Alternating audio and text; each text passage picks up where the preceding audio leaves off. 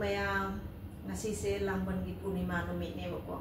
Ado laida kari kamai kat ke khoke do hapitang pati el kata ngasi memory oina ba hapsa ge tau bane mayam yen mina siko makhata na.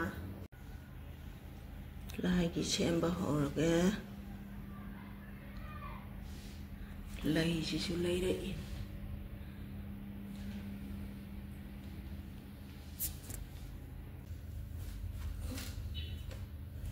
Soi ba horge.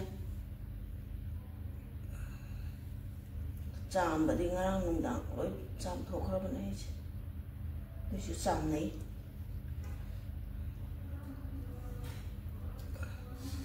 ôi chạm mấy máy nữa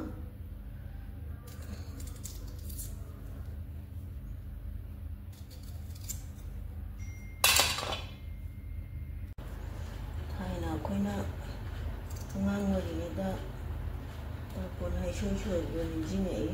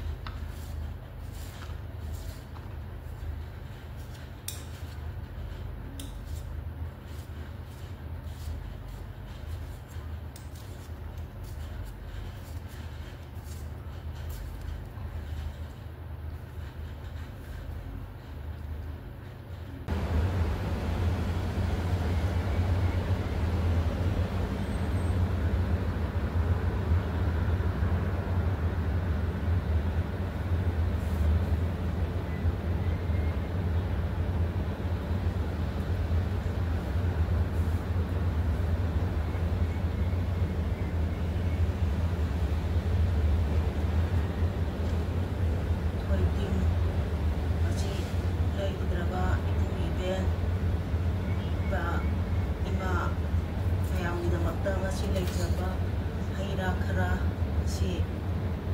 katcharaga shori khuyana katcharaga koi makhang le yoga man bi ko ana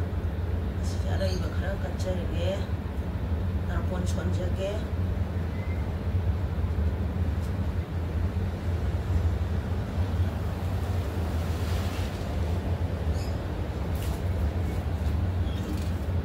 cham na du tau la ni kai ta kai ma tau ki bana chade izari bakara si kacha bana tana ishmita izade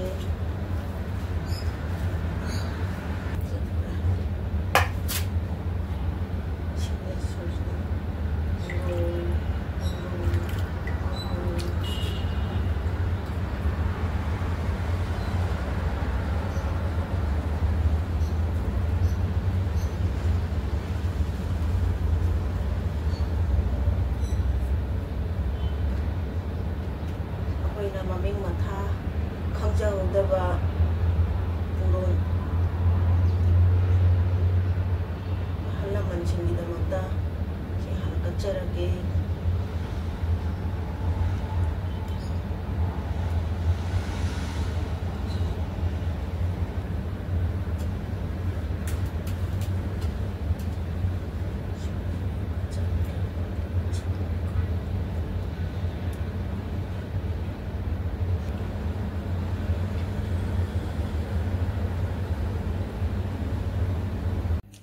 Laigi athen pot khara kare aduga taraga laigi athen pot che karaba matungda tarpon gi haichoi choiraga tarpon ji sonba loisangra sini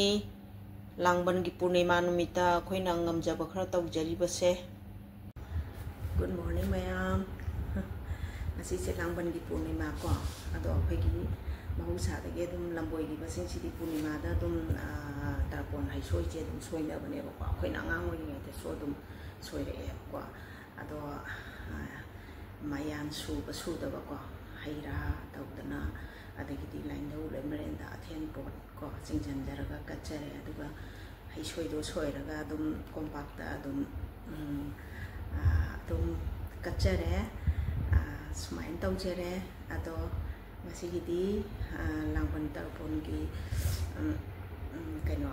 tarpon chon bagi mateng hapjabani mayam masigi swai sumlo senjarage bye bye.